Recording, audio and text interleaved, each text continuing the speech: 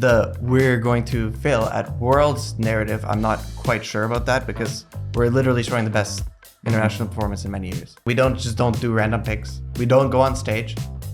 Well, okay.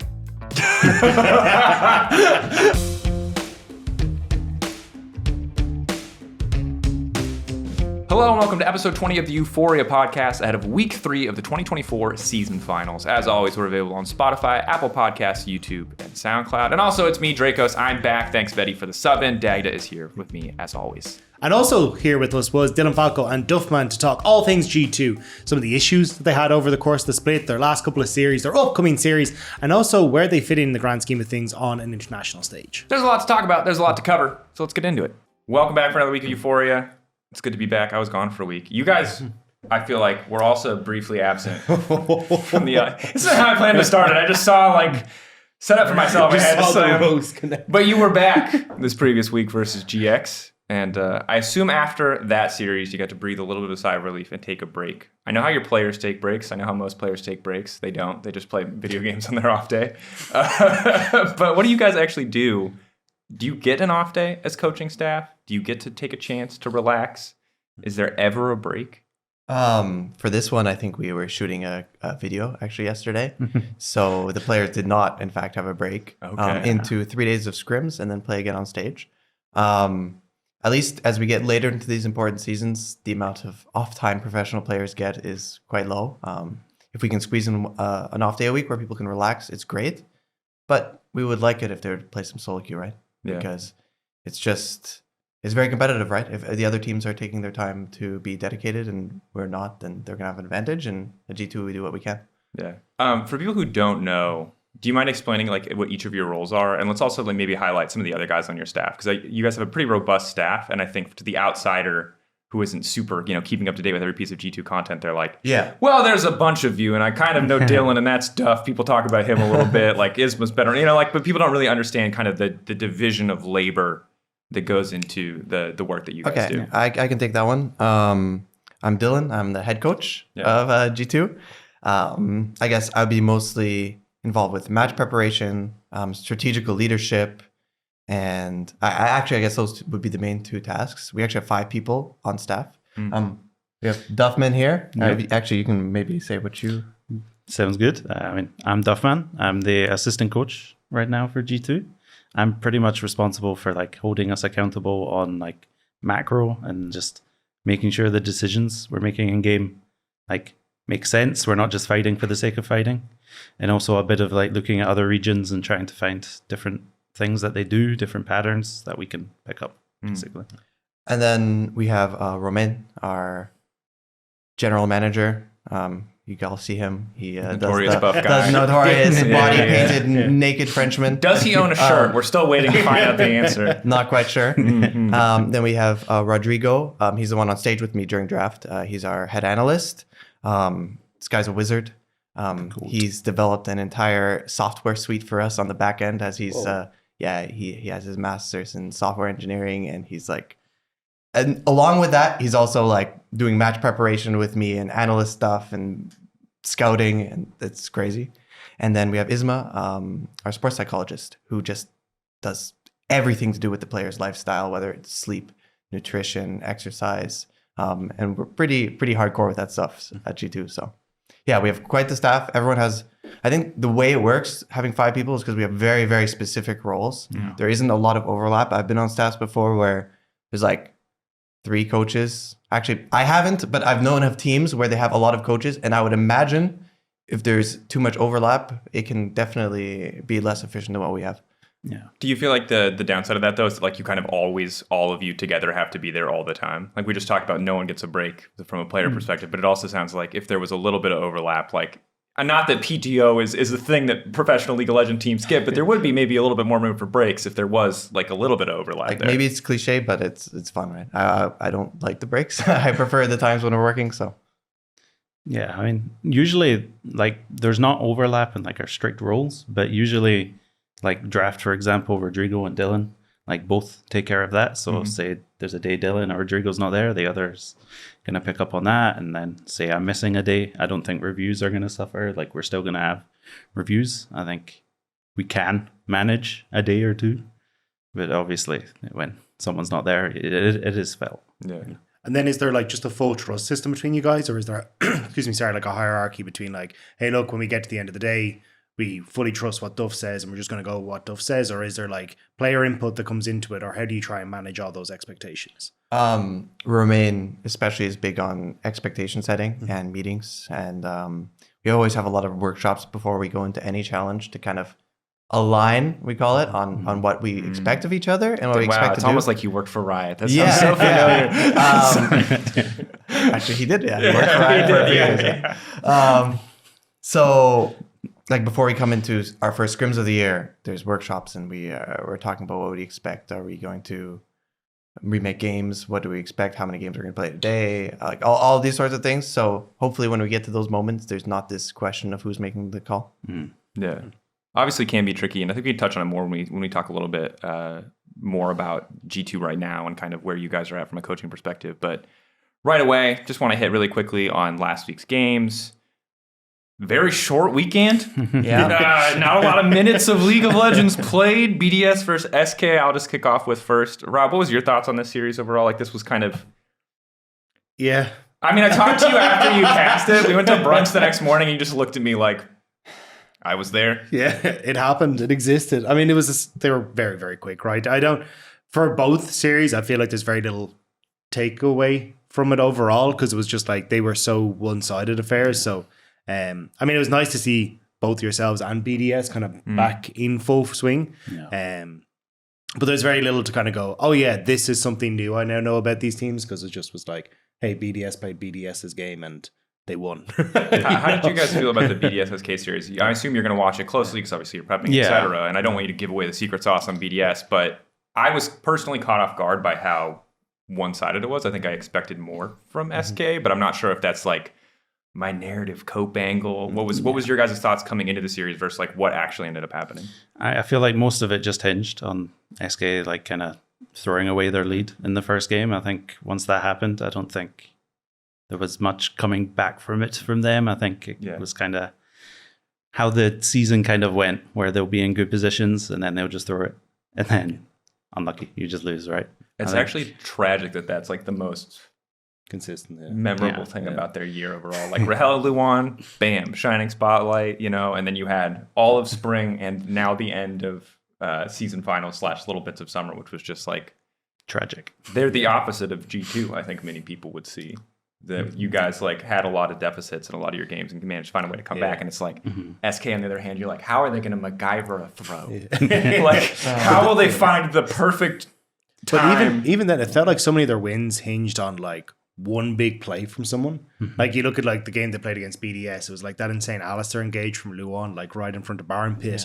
There would be like an insane outplay from Irrelevant that came through. It always felt like there was one moment where a player stepped up and kind of just won the game.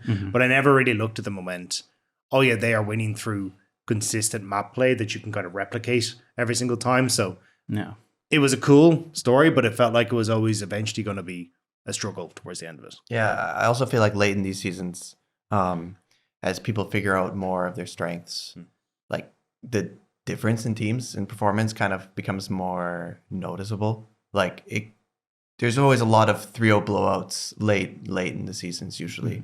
I think the upsets are more of a regular season best of one type of thing, and then sometimes this happens, especially in like the lower bracket of playoffs. Yeah. So do you think that like when you now look at your series versus GX, was there anything that you were scared of or nervous about? Were you prepared for the blowout? Obviously, I'm sure you're telling the boys like, yeah, got to take every opponent seriously, even if you all kind of know that you're very heavily favored in the series. What was the attitude and mood kind of heading into that series for you guys? So for GX week, I think we mostly focused on simplifying our plans. Obviously, our MDK preparation was a bit, how do I put this? Like, it was a bit wild. Theirs was maybe even more wild than ours, but we were kind of doing some experimental stuff. So we really focused on solidifying the plan and just removing anything we thought would be a bit weird. Obviously, the Ziggs ban came through. I know BB talked about that a bit after the series. But yeah, no, when you're coming to these sets and you know a team is like a good bit weaker and they're maybe not having their best weeks, you're really focused on just trying to make stuff that is going to be reliable. For people who missed it, Duff, what was the context behind the BB, the Ziggs ban? Because I think a lot of people were caught off guard. They weren't sure. Like, he discussed it in full if you saw PGL, right? Exactly. But for the people who missed PGL, who didn't get to see Broken Blade talk about it, what exactly went down with this mysterious, seemingly out of pocket Ziggs ban? Yeah, I mean, the Ziggs basically came down to 2 or 3 days before. We'd just be looking at like our scouting essentially, and normally we'd see like what players are playing, and like usually it's filtered by like what they're playing in their role. But then Rodrigo just goes, "But you need to see this." Opens it up, and we just see 20 games of Ziggs on the Antonio solo queue, and we're just like, okay, something's up there. But it wasn't Ziggs top. Yeah, it was Ziggs bot everywhere else. He just started only playing off roll, 20 games straight of Ziggs, and he was actually kind of smurfing. He was kind of carrying it. He gained like 200 LP, and we're like, okay, this isn't a coincidence. They're probably going to lane swap. They're going to do something at best, at worst, I guess. It would be swapping mid and top and doing it that way. But I mean, I guess swapping the AD, as they said on Twitter afterwards, makes sense too. Like, we just also came out of a series where he lost to AD Carry's top lane. We lost against AD Carry's top lane. And then he starts playing bot lane Ziggs, 20 games. Gains 200 LP. Gains 200 LP. It's like, maybe we should just ban it. Pick it. Oh, no. Is that a situation where your players are on board, like, yeah, simplify the game plan? Or do you think there's like a part of like Mickey and Hans that are like, that was definitely there. like, but we kind of want to smack him. We want to like show him like, you can't just come into our lane with your Ziggs. So this is like what it feels like to be on a team or be a coach sometimes. You have players saying things like, they have to show that they can win with it first. Like, we can't ban it. They have to show that they can actually win with the strategy first. And then you're like, okay, but if they show us that they can win with it first, then we just lose a game. But to be fair, like, if it's a wild cheese, sometimes you let them do it right, because it also is highly risky for them. But it didn't feel like a scenario where it was worth the risk given the state of our teams. Yeah. It just gave them an opportunity at a good draft. And we might as well deny that while we can. If you had come off like a super dominant series versus MDK, do you think your attitude in the week might have been different? Like, are there situations in stage games or best of fives with certain, unique picks or strategies where you're like, yeah, we will just let them see it so we can like maybe keep that ban free in the event that like the Ziggs doesn't work, we don't have to worry about it? So a lot of it depends with how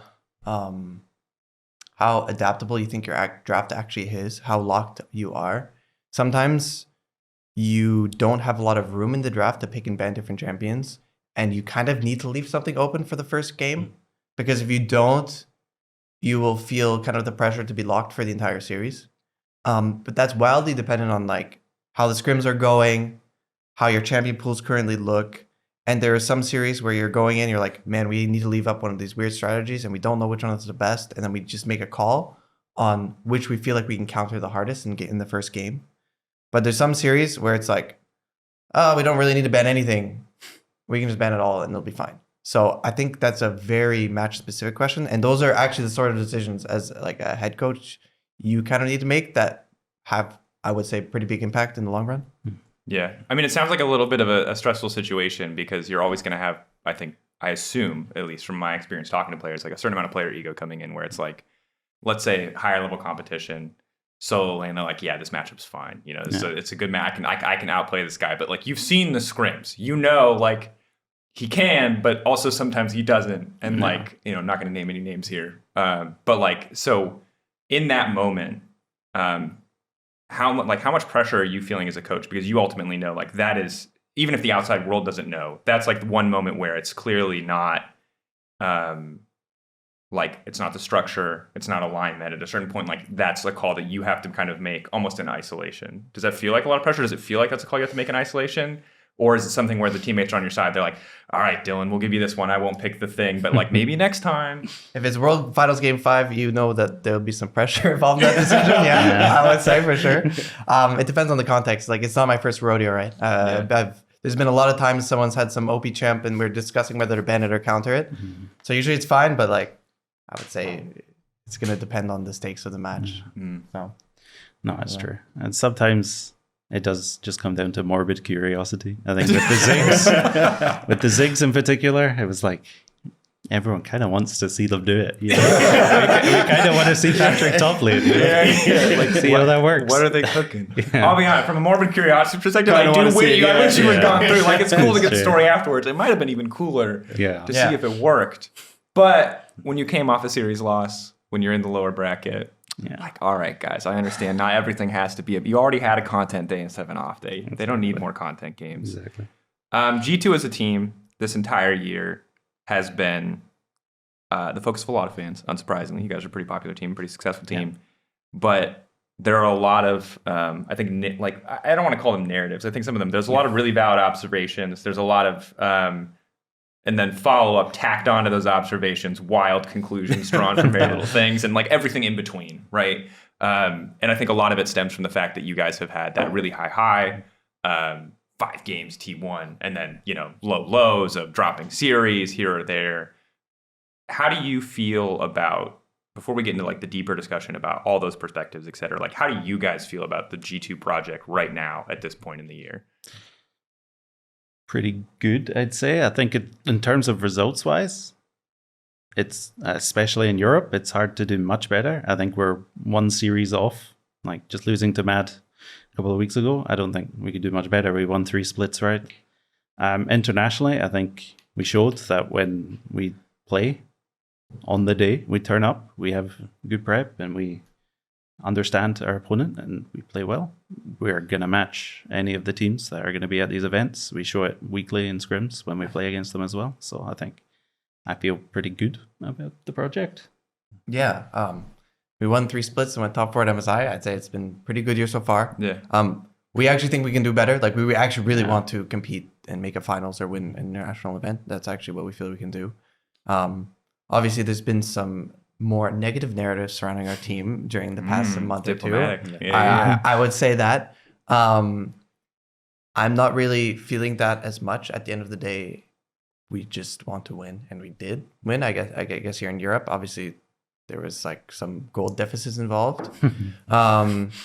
And as for right now, we're in the losers bracket as well. Doesn't feel too great, but I would hope that we could maintain, like, we can talk about it if we actually don't end up winning at the end of the day, right? That's when I think we can kind of go back and look at what was the actual state of our team.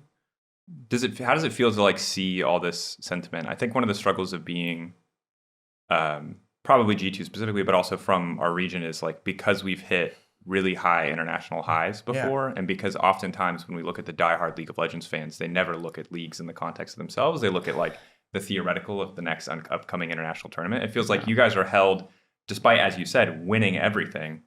It feels like that's not enough for a lot of people. It feels like they want you to win in such a convincing or standout way. They want you to win in a way where they believe you could beat the best teams in the world. Like, how do you feel about seeing that or interacting with that kind of, because it's a weird expectation, and I get why it's there, because I'm often the same, where, you know, I'll come off a series and I'll be like, that was a great series, but then I'll be like, oh, but Worlds, you know.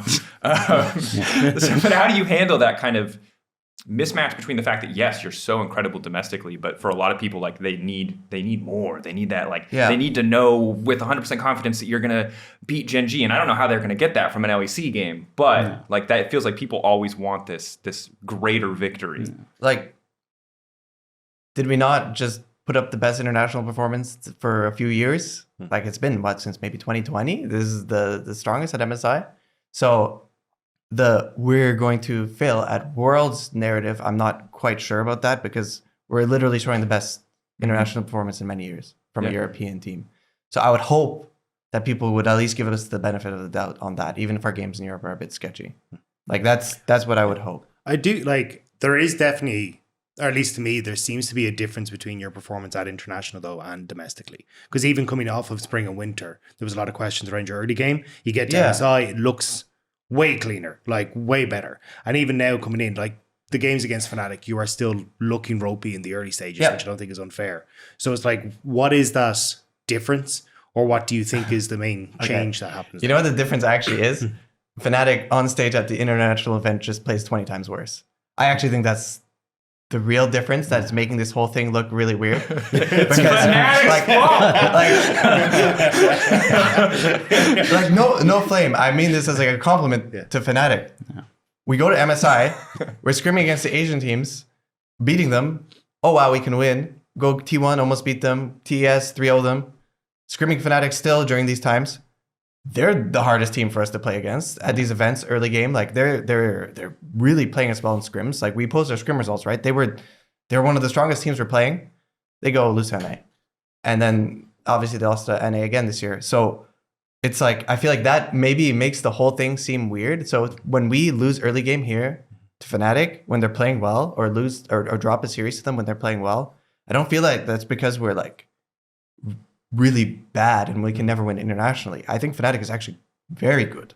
I think they're actually like a top tier team. I just think their international results or sets were just underperforming. And I really hope they can get it together. And I think hopefully Worlds being in EU is a help for that. So what do you think? No, pretty much agree. Yeah. I think it just looks very, very out of tune when Fnatic goes, and they just perform so much lower than we know and we've seen they can do on stage and in scrims against us. Yeah, and I've heard that from you guys now. I've heard that from some of the other teams that they've played against this year as well, that they were terrifying in scrims. So I was pretty consistently caught off guard by how that did not manifest at all on stage for them. But it's so funny to hear that like the disconnect for so many people is they just don't appreciate how good Fnatic is. Yeah. And I think it's how to describe it. It's like so you remember The Mystery Men? Did anyone ever watch that movie? No. There's the guy who only turns invisible when nobody's looking. It's like Fnatic are only good when the international audience isn't paying attention. And so it just isn't earning them anything. And the second they're on that stage, they're like, I don't want to call it choking. I don't know what's going on behind the scene. But they're clearly struggling to like emulate that Sun level performance, which I think is so tragic.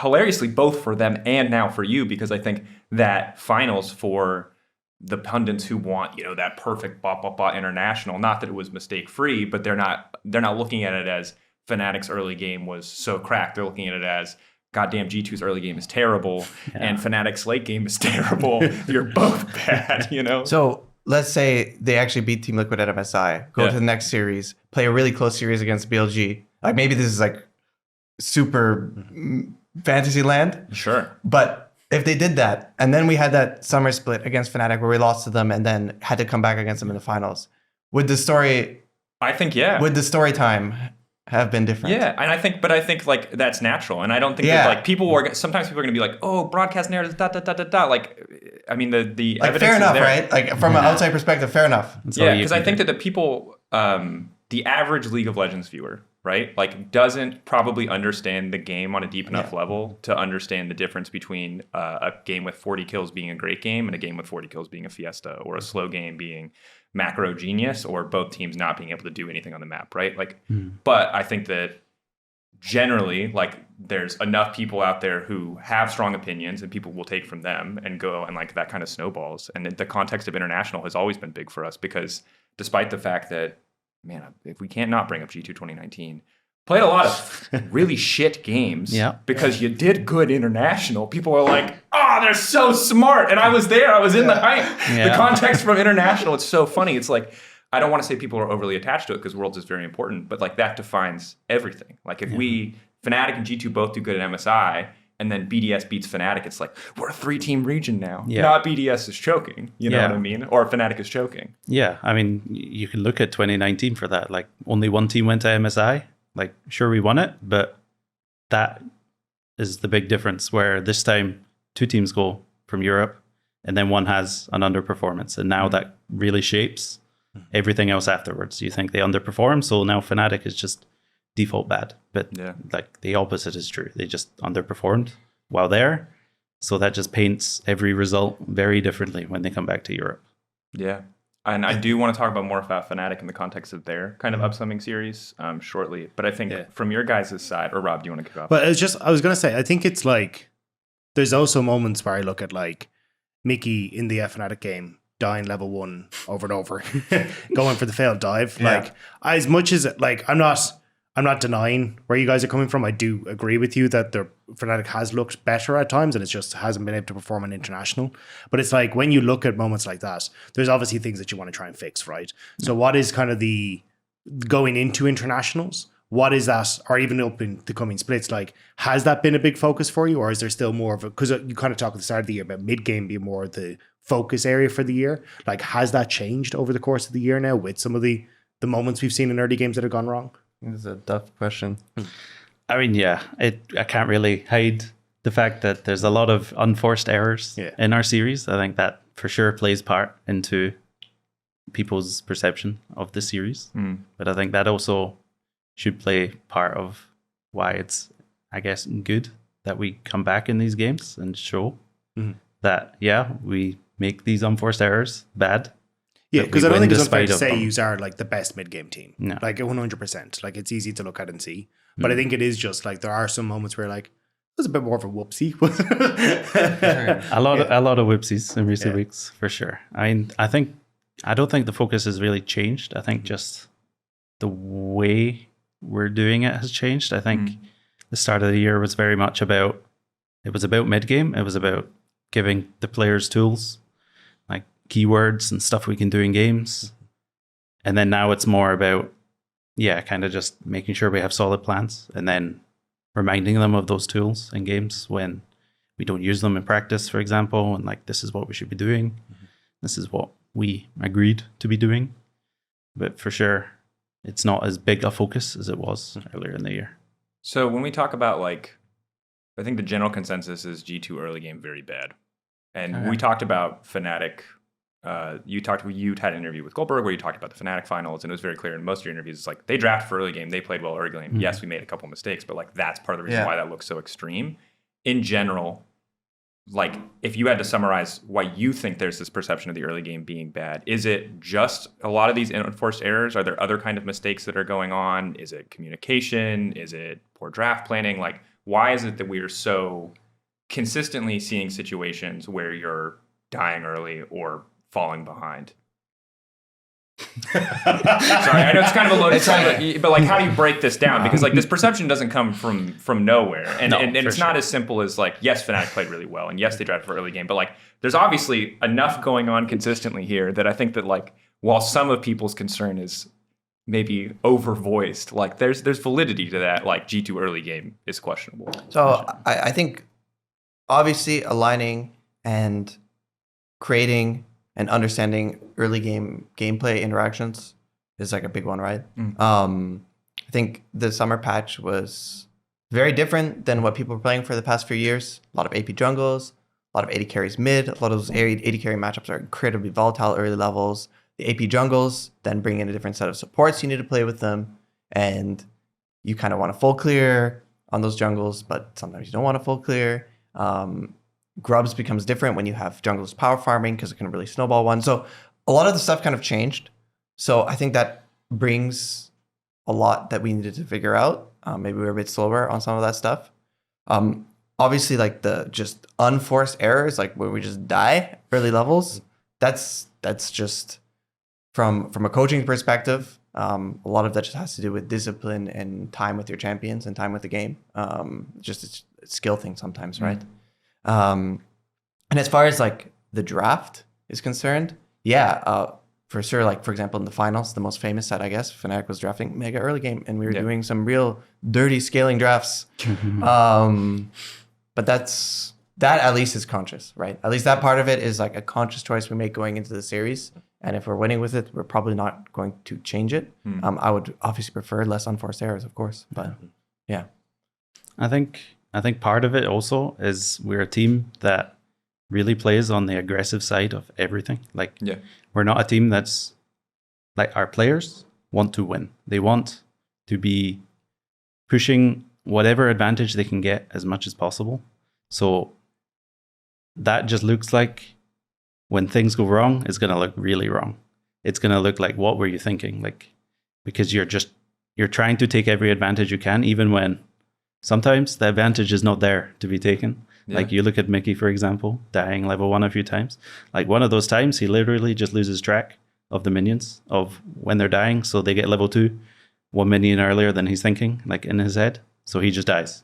And it's like, he was really trying to play to the limit of the matchup. He knows, like, we don't win 2v2 there. But then it just, like, he makes that mistake and it just goes out of control. Is it stressful for you guys knowing that the players are like this? Because I think for a long time, like, shout out to LS, the LS philosophy of League of Legends is like pick scaling. Don't touch them. Get what you can get. Sit there. You'll outmath them eventually. But it sounds like your players are like, yeah, we can. But also, this niche circumstance, I can get this little edge here. I can get this little thing there. I want to like always be pushing the limits. But does that stress you out? Because I'm sure there are plenty of circumstances where you would rather they just like lose 5 CS, you know, or not trade, or do you think that this is like it's like worth it most of the time? There's like a lot of times backstage, whether it's a scrim or a stage match, it's just me and Rodri screaming, "Just flash, just flash, flash, just flash," and then how this scenario ends, you guys can guess for yourselves. It's one of my favorite memes. I do think though, like, that mindset is what is making you the most successful team at international, though. Like the fact that you actually are willing to find that 0.01% that can get the edge. Because let's be real, every other international team is going to do it. So I think you do sometimes have to take the bad with the good. Because if you're not able to say, hey, look, I messed up this one situation, but at least I know now for next time I can actually guess this 1 or 2 autos rather than going for the third auto, whatever that might be, right? Yeah, for sure. I mean, we're just trying to find every advantage we can in the games, for better or for worse. I think you look back at like spring and winter, there's cases where we're getting dived, we defend it, and then we try and get something on the way out, and it looks troll because we just die. We just don't expect the flash and stuff. Like, it just looks really extreme, and like we just look like noobs sometimes. It's gonna happen. But I'd rather that side of it than us just sitting and waiting to lose.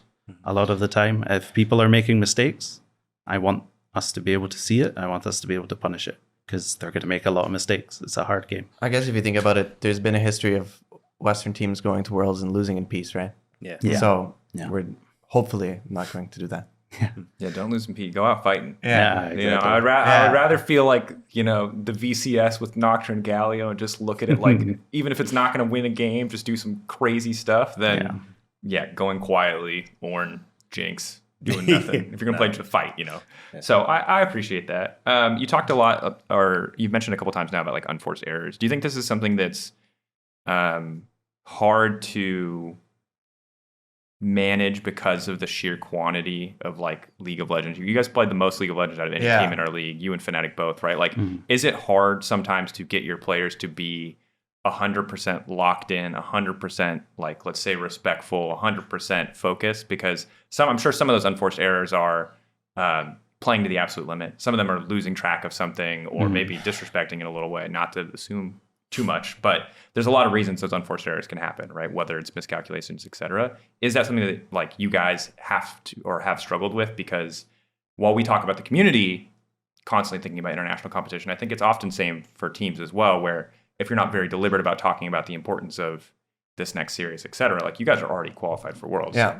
So how do you keep them locked in so there's not these little oopsies or these little hiccups or these unforced errors? A lot of that is just trying to create motivation and dedication in our players, in our match preparation and in our practice, whether it's scrims or solo queue. That's a full staff-wide effort. It's easy to slack off a bit or lose some form or not practice the right champions or not to be completely ready for a series. We've also been trying to ramp up throughout the splits. I think that's something that kind of hit us a bit in the MDK series. We definitely were not like peak form. Let's put it that way. The aim was to be peak form for Munich, and now we find ourselves in the losers bracket. So I think if we were to do it over, definitely would have done some things differently.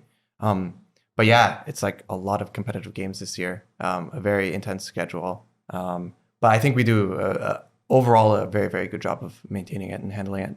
Yeah. Do you feel like it naturally will get easier for your players as the stakes go up? Like, I think everyone can talk about it. Absolutely. For sure.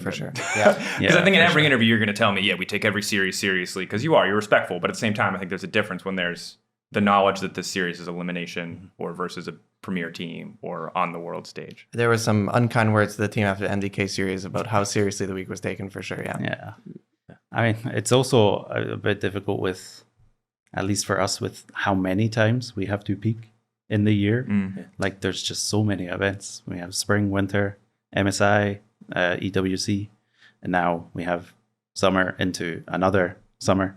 So it's like, it's very hard to manage that kind of like up, down, up, down. It's like a roller coaster, as Isma would say. We're on the roller coaster. So for sure, there's times when we have to push and times when we don't have to push. And for sure. Do you find that when you come back for like, because I was looking at you guys, like you went to EWC and then immediately come back into summer, right? Mm-hmm. It's like, you know, you're not trying to peak right now, but it nerdy feels like you're trying to play catch up with everyone else when it comes to, hey, they've had more time on the patch to practice because we've been practicing for this event or whatever it is. So do you find then that there is, even if it's not a, hey, we need to peak, there's still a kind of a push to be like, oh crap, we need to follow along?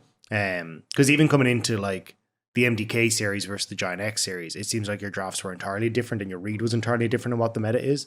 So how do you try and manage that, like trying to keep pace with what is constantly changing when you have so much League of Legends to try and consume, or even different patches you have to jump from week to week? At least for the EWC thing, it was nice. It was the same patch as LEC playoffs. So that we actually came back and I think 4-0'd the next two best of threes after that. So it's actually really nice. We got to scrim some of the best teams in the world on the patch we play for LEC. So that didn't turn out as bad. I think the condition was a bit worse because it's a lot, to travel like that and then play right away. As for the MDK series, I think we definitely, our interval as far as training was not like optimal. And also obviously the drafts changed a lot. But also this patch, I think as much as people are playing a lot of the same champions, I think it was a pretty big patch. So we really wanted to try to be on the right side of history when it came to the patch. And I think some of the stuff worked, some of the stuff did not. But I still feel like we were onto something with some of those. That's the first time someone say the right side of history with regards to a League of Legends patch. It's like totally a valid thing to say. It's just usually it's said with a lot more gravity, much more intense situations than we'll pick the right champion. Actually, we say that all the time. I love it. Before we talk a little bit more about the MDK series and kind of the matches upcoming, I wanted to get a couple social questions in. Twitter and YouTube fam, thank you so much for going. Let's start with the one that was most immediate to the topic we're just coming off of on YouTube. Paco El Taco, 7388. Is the consistency of G2 as well as the LEC as a whole concerning to you as Worlds gets closer? We've hit this a little bit, but maybe we can give them a recap. What are the main things that you are working on as the global stage gets closer? Do you feel like LEC has a consistency problem? Do you think that's an assumption in that question? Yeah, LEC, in what context? I think we were pretty consistent this year because we won all the splits. I think internationally we played pretty well this year. So I think Fnatic was inconsistent for sure. But I think it's just the nature of competition. No, I think T1 won Worlds last year and maybe they're not having the most consistent year, to put it lightly. TES, they beat us at EWC, but they got stomped at MSI. Not too consistent, I would say. I don't think BLG, they had to do a roster change. I wouldn't say they're having a very consistent year. Genji, very consistent, very good team. I will give them that. They might even remain consistent throughout the year. So I'm more concerned about G2's consistency than LEC's consistency myself as the head coach of G2. Yeah, that's fair. Yeah. So I don't know. I'm not too concerned. And to be honest, this isn't the way I look at it. Yeah. I mean, I think a lot of it as well, especially in Europe, the game changes so much week to week, patch to patch, that if you're consistent, super consistent, a lot of the times that means you're just not actually changing at all. And that's going to catch up with you. I think you look at BDS in spring and winter, they were very consistent. They finished third every time. They played the same way every time, but they also lost every time. So that's also part of it. You see BDS coming in this split. They are trying a lot of new things. Adam's playing a lot of new champions. They are playing very differently. So I think part of the consistency can also be worrying if you are consistent to a fault, I guess. Because I was also going to say, how the hell are you supposed to be consistent on the patches we've had? Yeah.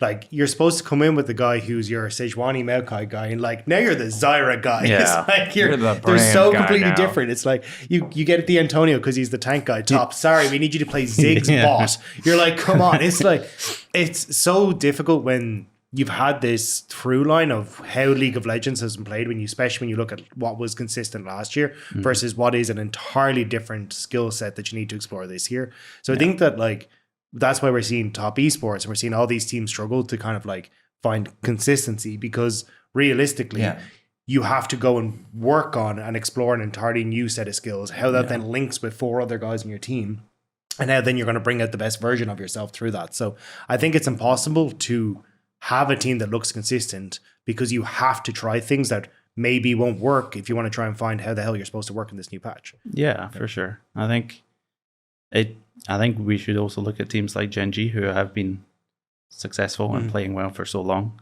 Like, that is very remarkable, I'd say, because I think the main thing is this game is, it's hard to win, but it's also like, it's very easy to lose. Like, you go into games and you can lose on like 50 different decisions before the game even starts. Like, you're going through draft, you're going through all your prep.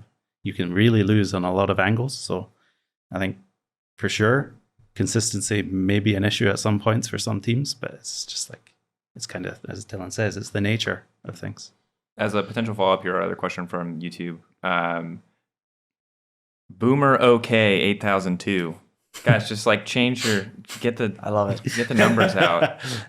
Actually, keep the numbers. It's very reminiscent of like Xbox Live tags. Again, the wording on these questions sometimes is very leading and aggressive, but I love them all. How can LEC avoid the state of having only 2 teams being relevant in playoffs every single year, parentheses G2 Fnatic, and the others below top 4 being absolutely demolished? I'm going to rephrase this slightly. Why are we consistently ending up in these positions where LEC is so top heavy? Is it a natural thing for most leagues? Do you think that like most leagues are just naturally going to end up like this? Is there a reason why in LEC particularly you think we have a couple of teams, or is it a perception thing? Why do you feel that in LCK it is so top heavy and there's only 2 to 3 teams that are competitive every single time, and Gen G has won 4 times in a row and is 17 right around their league? Why do we feel in LPL? I was going to say. Because sometimes in a competition, there are players that are better than other players. And if the players that are good are on one team, they're going to win more often. Not saying we're going to win. We lost. We might lose the split, right? But we did win 5 times in a row. Capsies, I don't know if you know that guy. He's won a few times. I have the delight of having him on my team, which has probably helped me a lot. So yeah, I think it's just, again, it's another, same as the other one. I think it's the nature of competition. I think if you have teams that put together dominant rosters, they're going to be very, very strong. I also think that we do a lot, right, outside the game. We our entire sleep, food, everything, track our entire schedule, try and play the most solo queue, highest elo of everybody. We try and scrim the most. Like, we try really, really, really hard. I'm not sure if other teams, I think teams are trying to push that as well, but I think we're definitely probably a bit ahead on a lot of things. But if we are putting in max effort and we have a strong roster, I think the natural results should be that we're winning most of the time. And I think that's just going to be how it is. I think there's a lot of talent. There's a lot of good young talent in EU right now. And I think there's definitely enough to put together some other really, really strong rosters. And I hope that the way the offseason goes, it happens for next year, right? But, you guys know the way it's going to work, right? If one of these new kids come into the league and they're really insane and they get an insane roster around them, then they're going to dominate. And then it'll be G2 and that team as the top 2 in some order. And then people will be asking, why are only these 2 teams dominating every single time? But you know why it's going to be, right? It's because they're good. Shout out Calist. Maybe. We'll see. Rob, how do you, like, when you obviously were the LPL guy for a long time, and LPL has always been, I think, more unique as a region where the top dog can change, I would say, more frequently. It's still usually that there are top teams, but there's usually a few more contenders on the list, I would say, when we look at it. Also, one of those teams is going to boom at Worlds, but that's like a side point. But it's also just like access to player base, right? Yeah. Like, when you look at the LPL, it is massive. But when you look at, hey, who are the actual players that are on these top teams? It's kind of the same names that just repeat. Like, it's 369, it's Knight, it's Bin. You see a lot of those same names still coming through. Like, TN is now playing on top esports, looks great. Jackie Love is playing at the top of the game. Like, these players may dip for a little bit, but it's like you just get to see the same rotation of names. So I do agree where it's just kind of like, hey, if these players are really, really good, eventually you kind of amass a good few of them on the same team.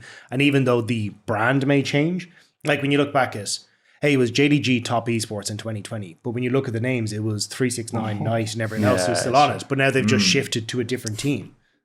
Good players are the root of good teams. Yeah.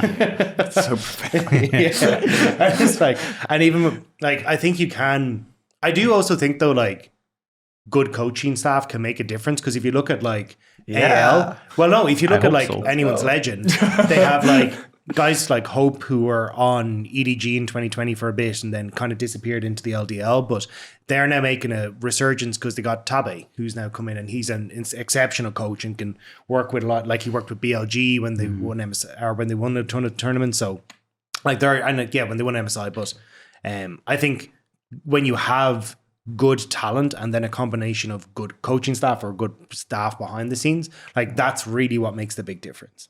Yeah, for sure. It's a lot about the systems as well. Like as much as you can have good players, you can see good players can also lose a lot. Like I think the system you put around them is very important. I think Tabe is a very good example where BOG played a very particular style last year, and then he goes to Anyone's Legend.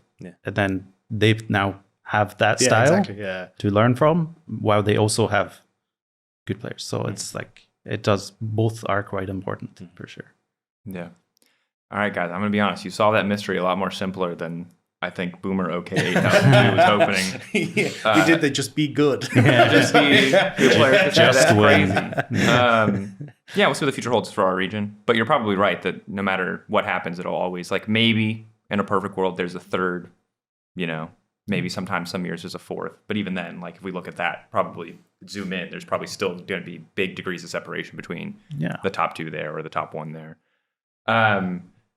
Last question, because we got to get it in. Let's go. Now that Frescowi has played Galio mid against you, is the Vayne ready for the rematch? Now, Ramon El Inviernos, which I'm just going to... And on a side note, I'm going to attach this. Is this why you took Galio top? To stop Caps bringing out the Vayne rematch potentially? Does this moment haunt you, actually? Before you answer that, does this moment of your career haunt you? Because I think it's like the #1 Dylan Falco meme forever, but like... I love it. Do you wish? No, it's great. It's a good meme. Yeah, if it was a bad meme, then it would suck. But if you're known for a good meme, then it's just a good meme. Also, like we have to go Vayne, and this is a pretty good meta to throw that. No, we have to go Corki. Like it's this natural, especially considering Vayne I think got nerfed and is not in the greatest state, but Corki's looking pretty hot right now. So. Yeah. All I'm saying is I can hit Caps with the line back, you know. All I'm saying is maybe a soft leak there. You know enough about Vayne's patch notes that at some point you consider that champion. That's all. That's all. You said she's not in a great spot. You have to understand what spot she's in to know that in the first place, Dylan. So maybe the Vayne does come out. Fans, put your hopes together. Regardless, I think MDK matchup is the big thing that is on my mind, because you talked kind of about the poor preparation leading into it.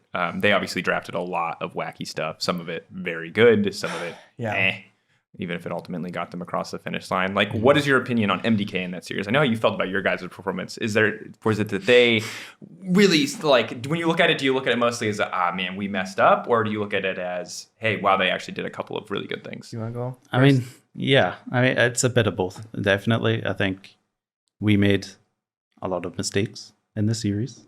I think we played well after those mistakes, but I think the pressure of those mistakes kind of added up, where we just, we started to play differently because we weren't as comfortable as we would normally be. So I think we made a lot of very high profile mistakes after that kind of led to us losing. I think Mad Lions they're a team that can always win, and they have enough strength, especially in EUphoria. They have enough strength in their roster to just win games. If you don't have the best prep, if you aren't dedicated enough in the week coming up to it, you don't put in as much practice as you need to. And then on top of that, they add in a few champions that we haven't played against and roles that we haven't seen them in. And then you're like, you're second guessing yourself a lot more than you would naturally. Yeah. And I think a lot of things played into that result. It's just, the nature of how things go. I completely agree. To us, at least when we went back and looked at it, I think lack of dedication in the weeks coming up to it. It was the ramp up for season's finals approach. We were ramping, but that means we're at a lower form, which I think was not good. We obviously took some risks on the patch as well. We're playing some stuff that maybe some teams in other regions were not playing as much. I don't hate some of the decisions we made actually to play that stuff. As they were really trying with the patch to make a big meta shift. It was very clear to us. We missed a few of the intricacies on what actually changed. Let's just put it that way, without getting into it too much. And yeah, I actually think the cheese picks, as much as they were the story of the series, were not really what we looked at the most afterwards, actually. I think I think the cheese picks from them were probably less impactful. I think it just looked a bit dramatic, especially because I guess Merwin in particular had a large gold lead in a lot of the games, for sure. But I think more of our approach and our form was more of what we were concerned about afterwards. Mm-hmm. Is there anything you can share that when you look back on that series, kind of in more detail? Obviously, I don't want to press you guys too hard because you have another series upcoming. I don't want to give away any weaknesses. But is there anything that stood out to you past, like, because not enough discipline in the week leading up, I think, for the fans out there is probably not. Kind of a little bit of a non-answer, even if I can totally understand what you mean there. Yeah. Like, is there something more specific that you'd point out besides, like, maybe not the best draft read or maybe not the most diligence in your prep that week that people could grasp onto? Because right now, no matter what you say, people are gonna be like, yeah, but that Corky 5,000 gold lead. Yeah, that's good, right? Like if you have a comp that can't contest a Corky free farming top, he's gonna scale really well and take over the game for sure. There is some things in the draft you give up, right? If you're playing 80 carries top, there's a reason people didn't play 80 carries top for many years. Can make your comp a bit wacky, for sure. Your scaling, if you don't draft around it correctly, can actually be not the greatest, depending on what you're playing against. Trying to counter the multiple 80 carry comp is also an idea, right? Like, for example, champion like Annie is very good against 80 carries, especially if you build a combo around her. And we won that game, right? I think the Ari was also quite fed, has a long history of being good against multiple 80 carry comps because you can assassinate them. But it's also not what we've been playing for the past months as well. Like, it just wasn't ready. It wasn't fully thought out. So we lost on some of the intricacies of that when it comes to how we drafted all that stuff. That's okay, a little bit more. I know it's hard. I appreciate you making there's so much I can say, but I think it actually is kind of important for a series this weekend. Exactly. Like, always trying to find that middle ground. But please don't say if you're anything. someone like BDS, it's like, are they going to go play triple 80 carry against us? Because then you really need that information. Are they going to play tank tops? Do you think that's good? Are they going to lock in Annie and try and one-shot our 80 carry comps? And we really need to be careful and defensive in the draft? Like, I can't say. 100%. And that's obviously the reality of bringing you on in the context of the season. So all good. I still appreciate the effort to give us a little bit more information and context there. One of the sentiments that I saw coming out of this series and kind of something that I was curious about was people now look at MDK because of this series as like, oh, they're so creative and they're like willing to just throw stuff out there, enforced by the interviews and comps coming out afterwards. They're like, I don't know if it works. Let's play it. Let's try it on stage. When you now look at G2 and we see the success of some of the success at least coming from that creativity, maybe some of that also from you not being prepared or not having the right answer, right, or less practice, etc. Do you think that G2 by comparison lacks some of that creative spark? I think a lot of people look at you now, lose an early game, go in late game. There's no crazy champions in the side lane. You do get a little bit more. Obviously, the Aurelia counter pick did come in, but I think a lot of people looked at you for a long time as a super creative team. Do you think that that's still the case? Is it just a fact that we haven't gotten to see a new Poppy Halo Blade support in a while, so people have forgotten this? How do you look at yourself, G2, when it comes to creativity as a team, unique picks, unique strategies? Yeah, I think it's a bit unfair. I think if you look at just this year in general, we've had Zach, Rek'Sai, TF. We were playing Lilia in spring and winter. You just played Galio top. You just played the Aurelia top. Yeah, exactly. The Poppy, as you mentioned. I think it's a bit unfair. I mean, saying creative, we played Ari and Annie, who's no one's really playing as well, for better or for worse. But I think that's a bit unfair. I think it's very recency biased. Mm-hmm. Like, sure, we went into the Fnatic series in the final and we wanted to get the job done. So we just got the job done. Like, when it comes to the last few days, the last weeks of a tournament, sometimes you just have to get the job done, basically. So we don't innovate for the sake of innovating. Yeah. Like we don't do random picks. We don't go on stage. Well, okay. I was going to say we don't go on stage and say, oh my God, I want to pick this random champ we've never practiced. And then it's going to be so good here. But Caps did try and do that a couple times this year, for sure. I think we were at MSI and he's like, I have to play Nivea in this game. Yeah. And everybody was like, what? But it was shot down. Yeah. So we actually we're not really about the hijinks anymore on G2. I just don't feel like it will stand up. I think internationally against the best teams. I don't think you can just randomly go first time some troll champ. Yeah. Because you think it might be good in this particular draft and win against the best players in the world. I think the preparation needs to be based around mastery. It needs to be based around practice and understanding and a deep understanding of the champions and the matchups. If we think we can counter with something else nobody plays, or we think we can get a draft edge by preparing some champion nobody plays, we will do it. Like we play, like Duff said, we played Galio top. Like no one's playing Galio top because we developed it as something we can be good in different draft scenarios. So we will continue to do that. And if we develop something on the patch that we think can be good and counter stuff, we will continue to do so.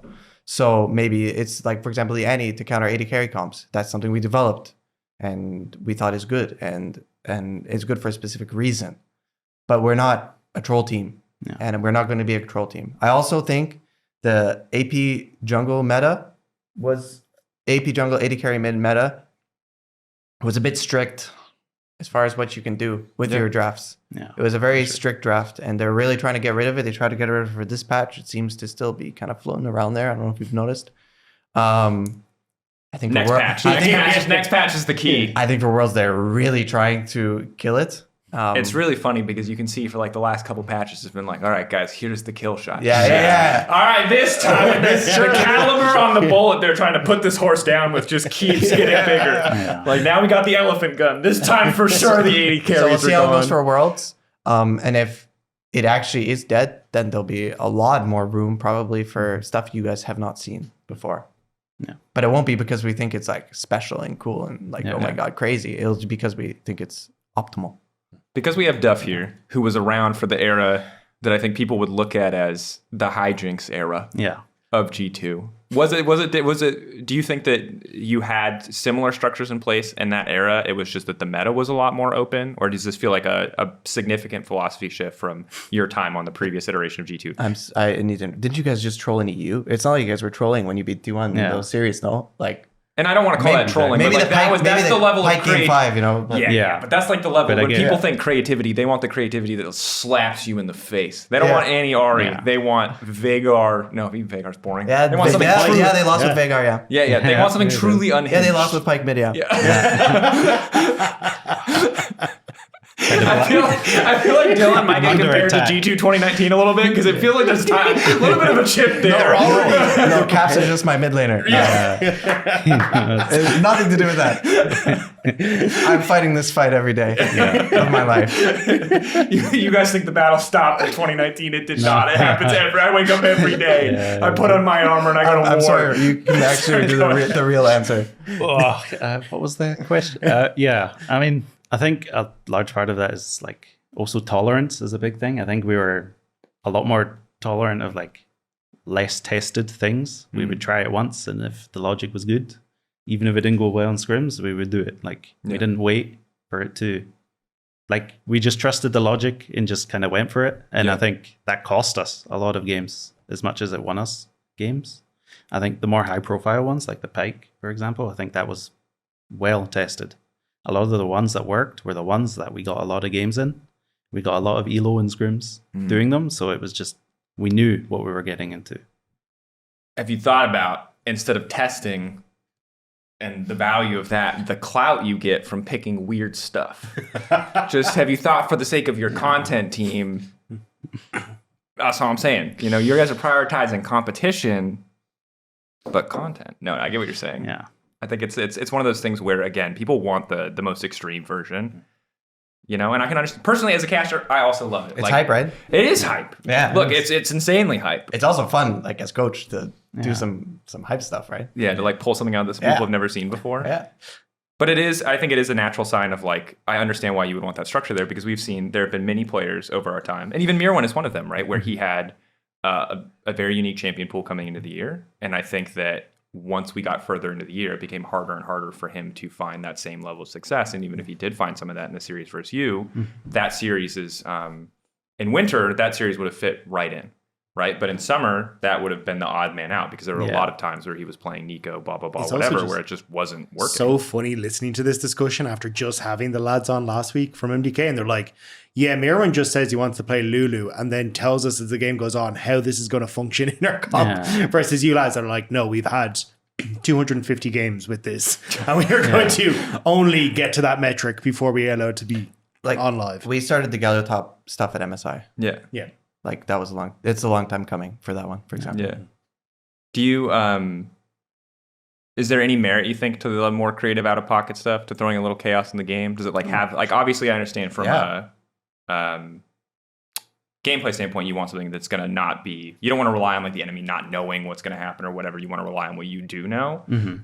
But do you think it's a positive effect for the mental in game? How does it affect your team when you're able to just like, let's say someone does pick a Vayne, right, spontaneously, or an Anivia, you had let the Anivia go through. How does it actually like affect your team when you do let that stuff kind of happen? Vayne one, once again, you can see the ones to ask you this in interviews and podcasts eight times. I love the Vayne questions. The Vayne one is the perfect example, because the Vayne one was oh my god, he wanted to pick Vayne and everyone's shocked. Every single time for the entire year, anyone blind picked Galio in scrims, Caps would beg for Vayne in scrims. We would play Vayne.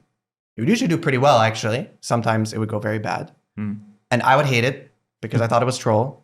But it was my younger days. I'm more open-minded to the crazy stuff now. And it was a fight that lasted the entire year. So when everyone has that reaction on stage, that is not a reaction actually just to, oh my god, he wants a big Vayne mid here. That is a reaction of an entire year of me and Caps fighting. Over Vayne So mid. Brox is basically mediating. Yeah. Brox is like, are you sure? Because he knows that you can't just fist fight with him on stage. So he's just trying to save the battle. I respect that. But it's not first time Vayne mid on stage. It's a whole year of fighting over Vayne mid and practicing it, and then playing it in a very important match at the end of the year. So it's actually more like the troll picks we want to do than the troll picks like the other type of troll picks. Them playing rock, paper, scissors to play Kazakhs. So were you relieved when it won, or were you like, oh god, no, he's going to do it again? But I'm always relieved. If we went with the troll pick, I'm always relieved. Of course. You'll just take the dub. You're like, we got through. It's fine. But I mean, on the original, outside of the Vayne example, like, does that something new, something fresh, does it like shake things up when you come into a game in a way that's ever positive for you guys? Is that ever something like that? Is there any merit to that strategy? Because I think the one thing that I see is like, certainly the laid back attitude of Mad to try new things, maybe laid back, whatever you want to call it, or Mirwan to push those things, certainly has like the confidence that he comes up with seems to be infectious, because the teammates have no idea what's going on with the Lulu, but he's coming and he's like, guys, it's going to be great. It's going to be crazy. Is there any like, is that valuable to have that kind of, this is my pocket pick, it's going to do wonderful things kind of attitude coming into a game? For sure, it's valuable. I think it's more valuable for best of ones, where you're just prepping for that individual team and you find the like silver bullet to something that you've seen from them. I think that's when it's like most valuable. I think in a series, it can get you a game, and it can be like, it just has to end up draft defining afterwards. Like if it's just a random 5-pick and then they just ban it on 4-5 the next time, like there's less value in it there. But I think there's always value in like doing something unexpected, because now they have to start asking themselves a lot of new questions that they weren't thinking about that day. So when we see MDK going up against Fnatic, you guys have had high praise for Fnatic today, despite the skepticism around the universal skepticism around their level on stage internationally, at least. I was kind of ready to come into this series because this is the first time I've heard you guys say this thing about like how good Fnatic are, right? And I know that they're good in scrims. Is this a series that I think most people are like, this is going to be intense, crazy picks, da. Like, is this just a heavily favored Fnatic series? How do you guys feel about this? 3-0 Fnatic.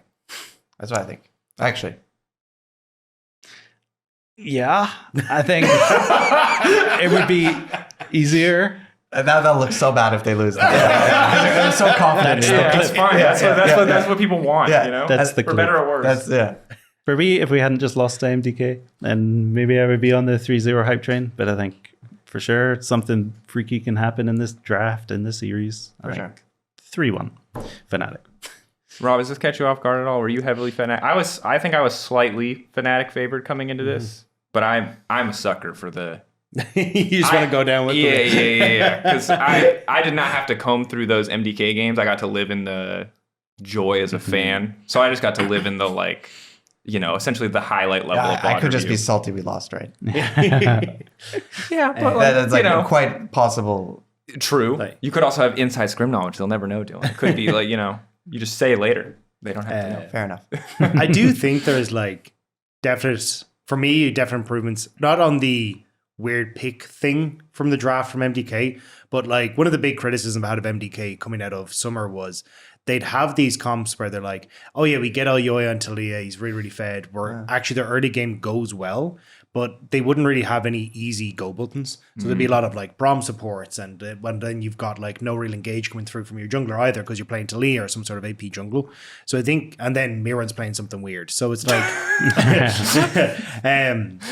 trying to transition from a strong early game to a strong mid game then becomes incredibly difficult because it comes way more around where you play on the map, how you set up, where your vision is, can you try and catch people in transition? And I don't think MDK are strong enough to do that because I think their objective setup is a little bit weak. But that's why I thought against you guys, consistently going for the Vi, having some sort, if they didn't get the Vi, having some sort of engage coming through from the support role, I think was actually quite good.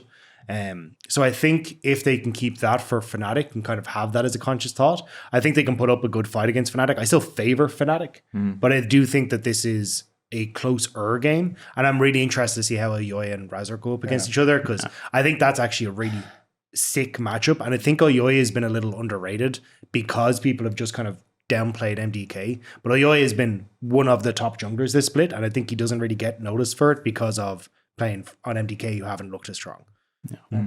I think for sure Fnatic Mad is a big story of jungle support. I think we're going to watch a series of both of those meeting on side lane, fighting 3v3 to the death, and just whoever wins those fights just wins the series, I think. That's hype. How much, when you think about predicting for Fnatic, you guys obviously get to see them a lot more in scrims, and you know how the ceiling probably of what Fnatic can look like, but we've seen, I'd say, pretty variable levels of performance, not just the TL series, but even on stage. This is a team that will show up one day and dominate and show up the next day and lose game one and look a little bit lost. For sure. How do you feel? Are you always still kind of assuming that Fnatic are going to be coming in at that ceiling until proven otherwise? If you had to give a percentage from your outside perspective, because I kind of know where I'm at percentage wise, and but is it 90-10? Is it just this 10% chance that they blow up? Is there Is it hard to even quantify? Do you even have a number for it, or you're just uncertain? I don't like judging that sort of stuff from the outside, honestly. It is very clear to the outside observer that the team is a bit unstable, for sure. They go through some mega losing streaks, but they also play quite well. They're capable of playing quite well. I'm not sure. I always like giving these teams the benefit of the doubt and hoping they play to their skill level. That's where I come from, right? And then if they throw, then we can go to the Fnatic subreddit after the match, and that is a dark joy of mine as well. Going to a team subreddit after an international loss just to see, you find angles you never knew could exist. You know what I mean? There are some people doing some incredible, some pretzel logic, some pretzel level Olympic gymnastic takes. That is the good salt. If you need the salt, that's where you go to get your salt. Not just Fnatic, any team subreddit. It's great. Highly recommend. Bit morbid, but I think for me, I don't know, right? And I obviously, as a pundit for the league, I can be pretty close to a team. I can ask them, and I can probably get a more open answer than would be fair for me to give as in the context of being media here. But even then, I think that it's always interesting to see what ultimately rallies teams and brings them together and allows them to show up on the day. Sometimes I guess it's just a good week of practice. Sometimes it's not scrimming, as has been in the case for other teams. They just need space. They need a break, you know. Like that's not. We're not doing that one. I know. Yeah, that's fine. Well, you say that, but if you want to sign Forgiven as your AD carry, you got to make in the H2K era. I had Forgiven as my AD carry. Oh yeah, you did. Never mind. Now we're gonna get too burned. I wanted my fire and forgive meme. I'm not trying to drag Forgiven anymore. Well, I forgot about that, Dylan. Glad you have Hansama now. Shout out Forgiven. Yeah, there's a little bit of chaos there that I think is uncertain, and I just hope that Fnatic can find their footing, because I think that what makes me sad is not Fnatic like losing to TL or losing to whoever, especially when we go international. Like, I think TL played well in the context, and they deserve those wins. Helps that I know a lot of people on that team, so it feels less bad. And if I ever go back to America, I can pretend. Haha. But it just sucks to see teams not play at their level, right? Like, it feels like both teams are cheated of a good series. And obviously, at the end of the day, you're a competitor. You want to win. Like, but I'm sure in your perfect world, you win Game 5 versus Gen G World Finals by being better in all regards, not because someone choked on the day. Just get it done. Maybe. I don't care if it's the back If you door. can pick one, yeah. All right, fair enough. I mean, there's a certain threshold where you're just like, please, I'll take it by any means. You know, just give me the dub. And I guess World Finals is probably, the threshold. Sure, fair. Coming up, though, for you guys, BDS. This is always going to be a tricky one because you guys are obviously right in that series. So this is where you're welcome to give me the absolute vaguest of vague answers, and I'll ask Rob to fill in the gaps here. But yeah, big series, unique position. You guys are not as frequently in to fight back from the lower bracket, at least in season finals. So a lot of pressure on the coming weeks. How do you feel about the BDS series?